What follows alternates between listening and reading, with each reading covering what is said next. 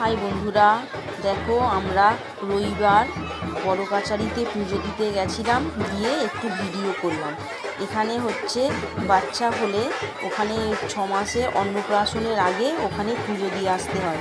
যাদের মানসিক থাকে ওখানে গিয়ে পুজো দিয়ে এসে তারপরে বাচ্চাদের অন্নপ্রাশন হয়।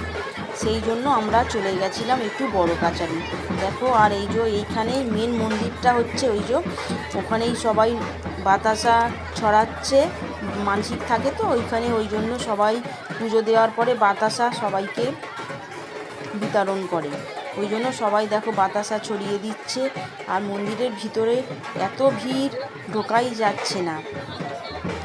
এখানে দেখো মেন হচ্ছে এই যে বট গাছটা, এইটাই হচ্ছে ঠাকুরের ওই জায়গাটা।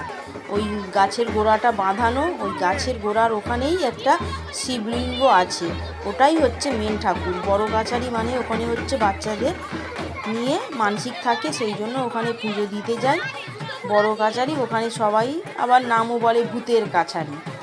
ওই জন্য ওখানে গিয়ে আমরা পুজো দিতে গেছিলাম। আমার একটা নাতনির মানসিক ছিল, সেই জন্য আমরা পুজো দিতে গেছিলাম। এই দেখো এখানে আমার এই যে আমার ভাসুরপো ও সব বাতাসা ছড়াচ্ছে, কত সুন্দর লাগছে দেখেছো।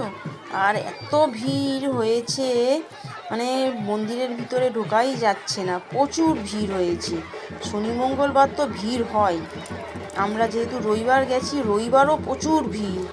আর চারিদিকে মেলা বসে, খুব সুন্দর জায়গাটা, তোমরা ঘুরে আসবে। এটা হচ্ছে সেই ডায়মন্ড হাওড়ারের ওই দিকেই যেতে হয়, বড় কাছারি। টাটা বন্ধুরা, কেমন লাগলো ভিডিওটা অবশ্যই